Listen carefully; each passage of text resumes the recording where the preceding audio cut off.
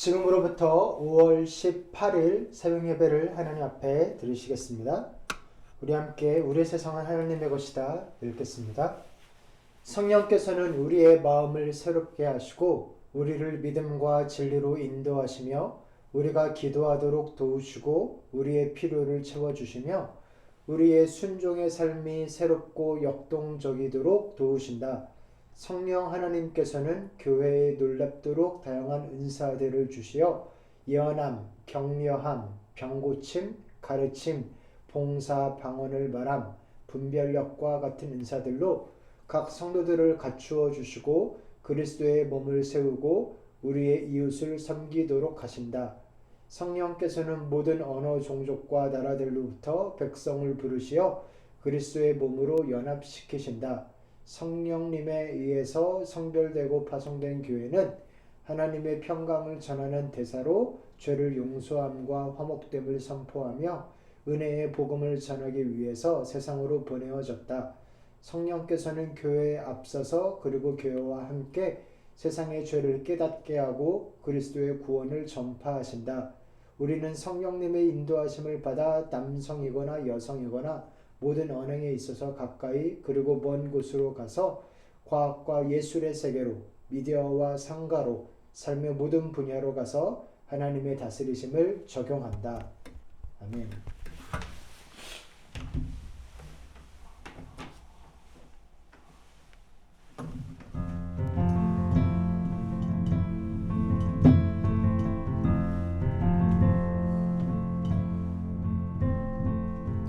자격 없는 날 왕께서 반기시되 잃어버린 날 찾으신 오 그 사랑 오 그 사랑 독생자 예수 자유케 하네 주의 자녀라 하시네 내 모든 죄 대속하신 주의 은혜 나 죄 아래 있을 때에 나를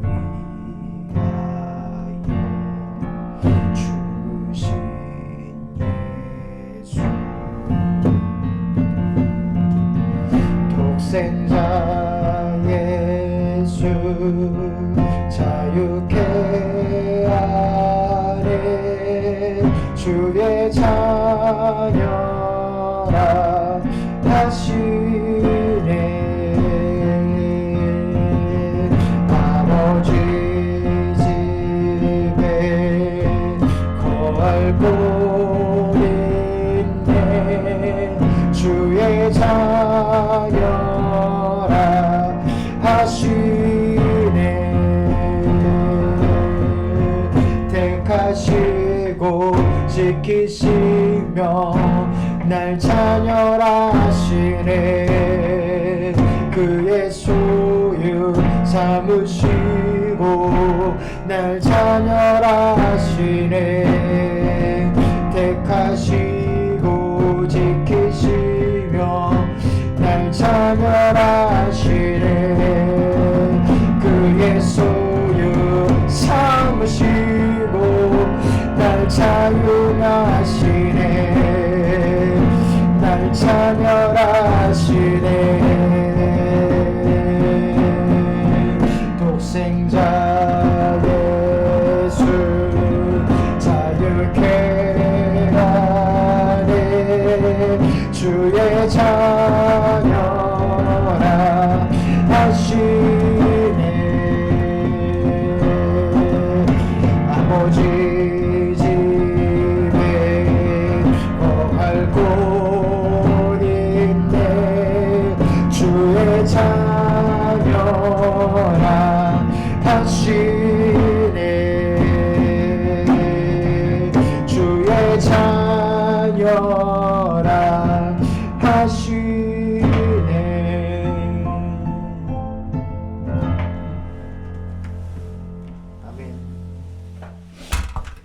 하나님께서 저희들에게 주시는 말씀은 사무엘상 7장 15절 말씀입니다.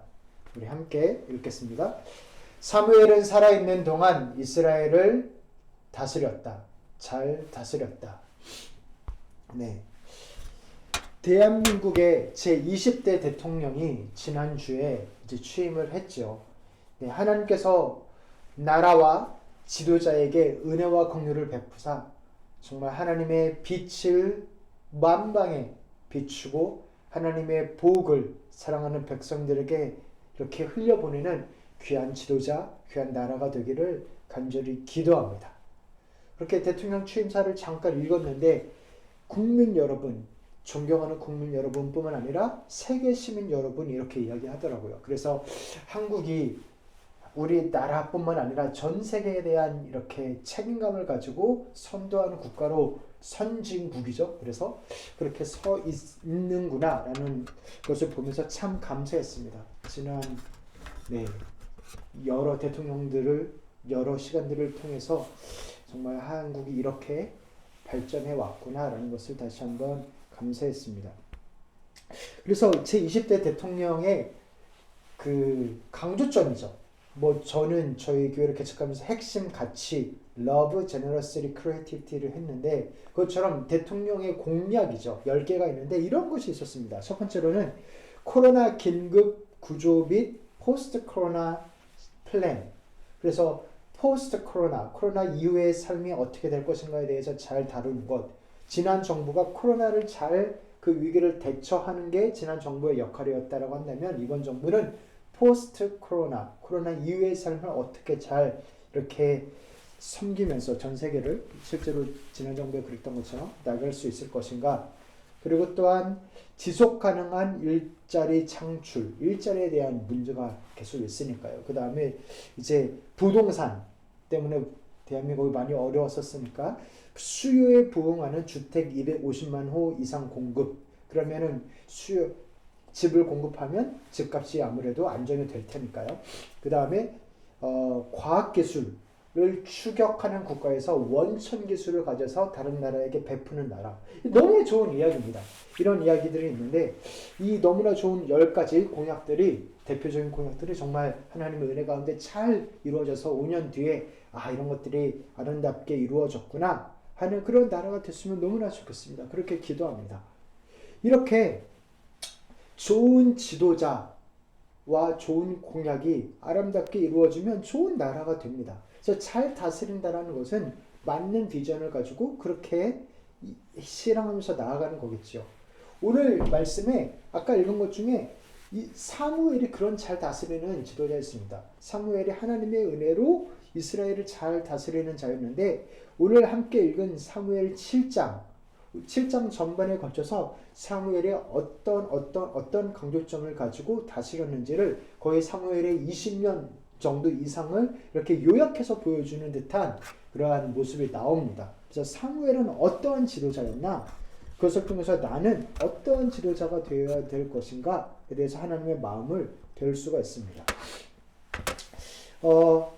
이 언약궤 이야기를 했죠. 그래서 언약궤가 결국에는 블리자 사람들도 하나님 가져가세요, 떠나세요 그랬고, 그리고 그 국경 도시에 있던 그 마을 사람들도 이것 좀 가져가세요 해서 결국 어디로 언약궤가 왔냐면 기럇 여아림이란 동네에 왔습니다. 거기에 아비나답의 집안의 사람들이 그 언약궤를 잘 돌봤는데 특별히 엘리아살이라는 사람을 따로 세워서 구별해서 세워서 언약궤를 지키고 돌보고 하는 일로 나아가게 했습니다. 그 결과 그 기럇 여아림이라는 동네에 너무나 많은 하나님의 은혜와 복이 생명의 부흥이 임했어요. 하나님을 중요하게 여기니까 하나님이 당신을 존귀하게 여기는 자를 존귀하게 대하는 그 놀라운 일이 일어났습니다. 그 복 중에 가장 중요한 복은 무엇이냐면 이스라엘 전체가 나라가 아름답게 회복이 되었다라는 것입니다. 우리 같이 읽겠습니다. 그가 기럇 여아림에 머문 날로부터 약 20해 동안 오랜 세월이 지났다. 이 기간에 이스라엘의 온 족속은 주님을 사모하였다. 기럇 여아림 동네의 사람들이 하나님을 존귀하는 것일 뿐만 아니라 그 복이, 그 영향력이 아름답게 나라 전체에 흘러가서 온 나라 사람들이 하나님을 사모했다는 것이죠. 이렇게 아름답게 하나님을 사모하는 나라가 되었는데 그것의 중심에서 사용을 받은 이가 바로 사무엘입니다. 지도자가 그렇게 잘 지도를 한 거죠. 이 사무엘의 아름다운 공약까지는 아니더라도 하나님께서 세우셨으니까 사무엘이 가치로, 핵심 가치로 삼고 강조하며 나아갔던 세 가지를 우리 7장에서 볼 수가 있는데요. 그것을 함께 바라보려고 합니다. 그는 어떤 지도자였나? 첫 번째로는 죄를 버리고 하나님께 돌이키는 지도자였습니다. 나의 죄뿐만 아니라 나라 백성의 죄를 고백하게 하고 돌이키고 하나님께 돌아가게 하는 그러한 지도자였습니다.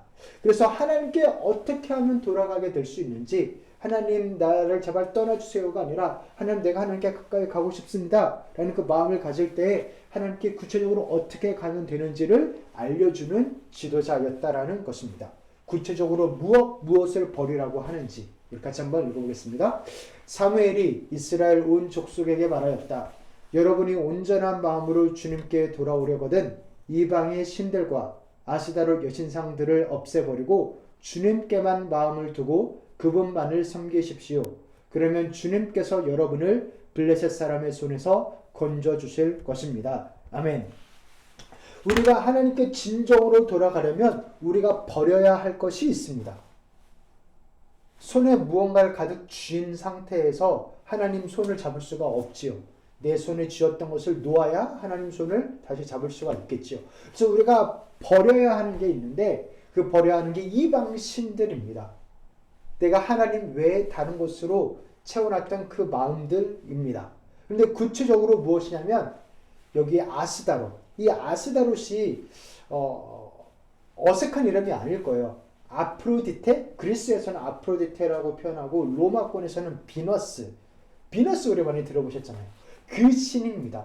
풍요의 신, 성의 신, 자녀의 신, 그리고 다산의 신, 그러한 신입니다. 오늘날로 하면 번영과 쾌락, 머니 해도 머니라고 하는 돈 하는 그 돈, 그것이겠죠. 예.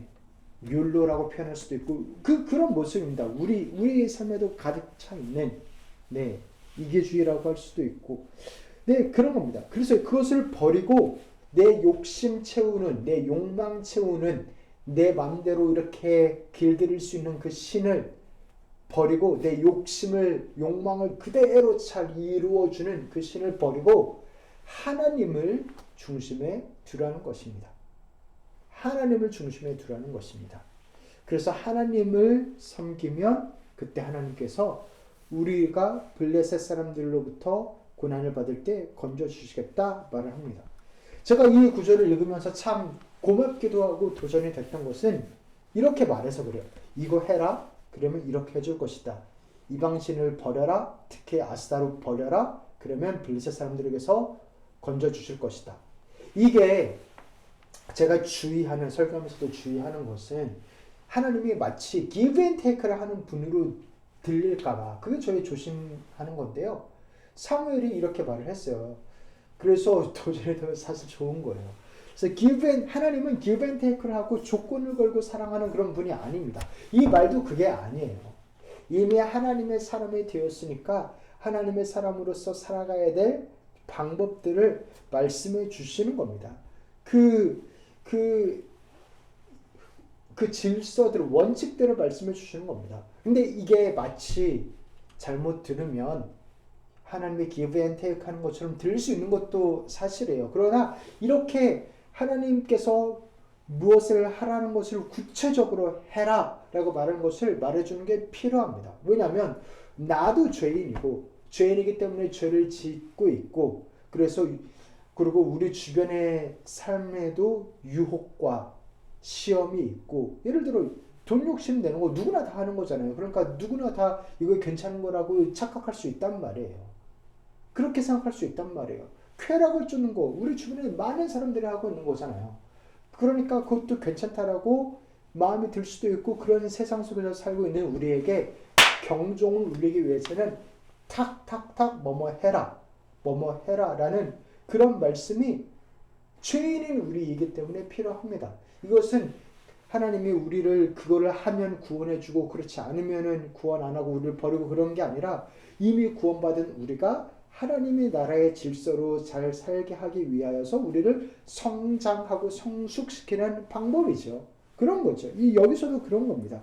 그래서 어지간한 데서 타협하지 않게 하려고, 죄를 미워하게 하려고, 그 습관을 들이게 하려고 하나님께서 하시는 겁니다. 그렇게 하나님을 무시하지 않고 하나님을 떠나가라고 하지 않고 하나님을 쫓는 것, 이게 추상적인 말이 아니라 구체적으로 죄를 버리는 것을 한다면 하나님께서 우리가 당하는 스트레스, 우리가 당하는 그러한 어려운 갈등과 고민과 유혹과 시험들에게서 벗어나게 해주신다라는 것입니다.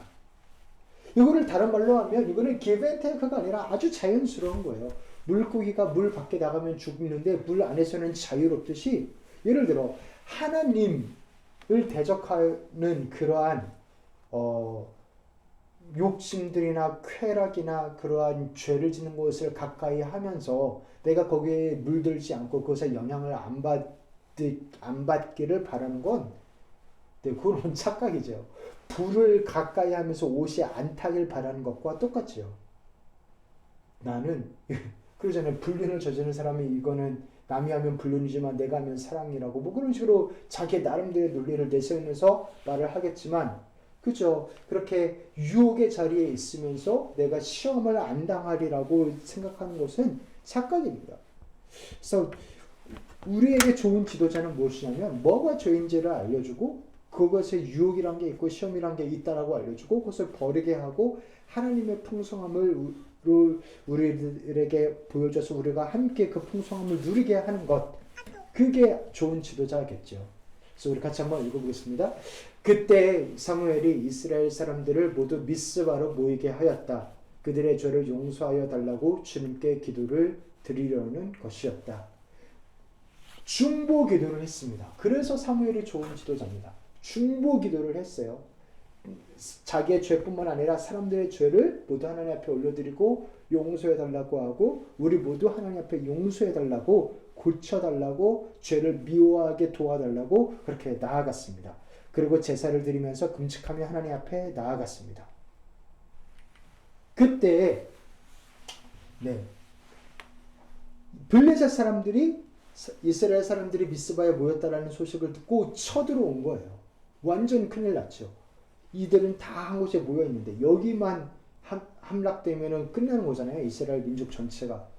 그래서 이스라엘 사람들이 그 이야기를 듣고 사무엘한테 말합니다. 블레셋 사람들이 쳐들어왔다고.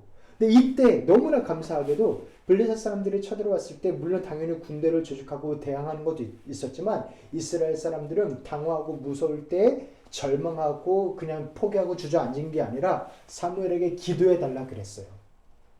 아니, 하나님이 말씀하셨잖아요. 사무엘을 통해서 너희가 아스타롯을 버리면, 곧 회개하면 블레셋 사람들에게서 지켜주겠다. 그 기도를 우리가 지금 드립니다. 하나님 약속대로 제발 해주세요. 사무엘이여 제발 그 기도를 드려주세요. 하나님이 우리를 구원하게 해주세요. 라고 이야기를 합니다. 같이 한번 읽어보겠습니다. 그들이 사무엘에게 가서 주 우리의 하나님이 우리를 블레셋 사람의 손에서 건져내 주시도록 쉬지 말고 기도하여 주시기 바랍니다. 하고 간청하였다. 그래서 사무엘이 쉬지 않고 기도했습니다. 하나님 앞에서 어린 새끼 양을 잡아서 번제물로 드렸습니다. 그렇게 드리며 기도를 하며 나아갈 때 그 번제물을 드리고 있는데 블레셋 사람들이 쳐들어왔습니다. 싸움이 시작됐습니다. 그때 하나님께서 커다란 천둥 소리를 발하셔서 쾅쾅 했겠죠. 그래서 블레셋 사람들이 간담이 서늘하게 한 거예요. 그래서 그들이 확 위축돼서, 속된 말로 쫄아서, 그죠? 그래서 그들이 이스라엘 백성하고 싸울 때 완전히 졌습니다. 사기가 꺾여서. 그렇게 하나님께 기도해서 위협으로부터 벗어나게 했던 지도자였습니다. 좋은 지도자인 이유는 위협에서 벗어나도록 기도했던 자였습니다. 하나님이 위협에서 벗어나게 하셨지만 그렇게 기도를 했던 사무엘이었습니다. 그리고 또한 사무엘이 좋은 지도자인 이유는 사람 사이의 갈등을 중재하는 자였습니다. 이 표현이 두 번이나 나와요. 같이 한번 두 번째 표현 읽겠습니다. 그는 해마다 베델과 길갈과 미스바 지역을 돌면서 그 모든 곳에서 이스라엘 사람 사이의 분쟁을 중재하였다. 아무래도 죄성이 있는 사람과 사람이 사는 곳이기에 갈등이 있고 아픔이 있고 오해가 있고 그런 곳이 있겠죠. 없을 수 없죠. 사람 사는 곳이니까. 그런데 사람이 살만한 곳이 될 수는 있습니다. 갈등은 없을 수 없어도 사람이 살만할 수는 있습니다. 그 갈등이 해결이 되고 오해가 풀리고 서로 사랑하면은 사람 살만한 곳이 되는 거죠. 그래서 서로 윈윈이 되도록 잘 지도를 해줬습니다. 그렇게 잘 다스렸습니다. 그렇게 하나님이 사무엘을 잘 사용하셨습니다. 기도하기는 정말 우리 교회에서 제가 그 역할을 잘 감당할 수 있으면 좋겠고 우리 각각 교회들의 지도자분들이 그랬으면 좋겠고 각 나라의 지도자들이 그랬으면 좋겠고 네 그렇게 기도합니다. 이렇게 사무엘이 아주 중요한 지도자로서의 삶이 이렇게 한 장에 요약이 돼서 나오는데 그럼 사무엘이 이 일만 했냐? 그렇지 않아요.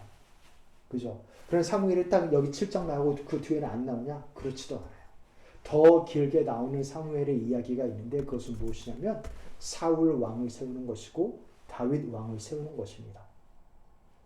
여기에서 우리가 볼 수 있는 것은 무엇이냐면 이렇게 잘 다스리는데 거의 20여 년을 요약을 했는데 그것보다도 이 잘 다스리는 것도 하나님께서 말씀을 통해서 하이라이트 했지만 그것보다도 더 중요하게 여기셨던 하나님 보시기에 더 중요했던 사무엘의 업적은 무엇이냐? 왕을 세우는 것이었다라는 것입니다. 그 이야기가 더 많이 나오거든요. 왕을 잘 세우는 것. 그러면 사울 왕, 다윗 왕이 그렇게 좋은 왕이었어서 이 왕을 잘 세우는 게 그렇게 중요했던 것이냐? 그렇지 않죠. 사울도 실패했고 다윗도 좋은 왕이었지만 하나님이 기뻐하시는 왕이었지만 많은 죄도 저질렀죠. 그래서 이 왕들이 그렇게 사무엘이 중요하게 섬기고 일했던 왕들이 결국 가리키는 것은 무엇이었냐면 진정한 왕, 제대로 된 왕, 완벽한 왕을 바라보게 하는 그림자 역할을 했기 때문에 이 왕들이 중요했던 거거든요. 그 왕들을 바라보게 하는 사무엘의 지도가 중요했던 거거든요. 그래서 결국 하나님께서 중요하게 보시는 것은 결국 이 완벽한 왕인 평강의 왕인 예수 그리스도를 가리키는 것, 그것을 가장 중요하게 여기십니다. 예수 그리스도를 사무엘도 가리키고 있어요. 예수 그리스도야말로 무엇을 했어요? 회개하게 했어요. 회개하라 천국에 가까웠느니라. 그래서 하나님 아버지께 돌이키게 했습니다.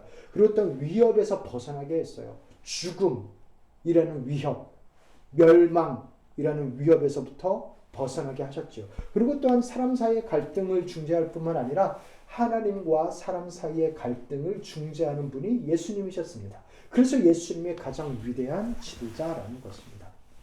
예수님이 그 가장 위대한 지도력을 지금도 우리 가운데 발휘하고 계신 줄로 믿습니다.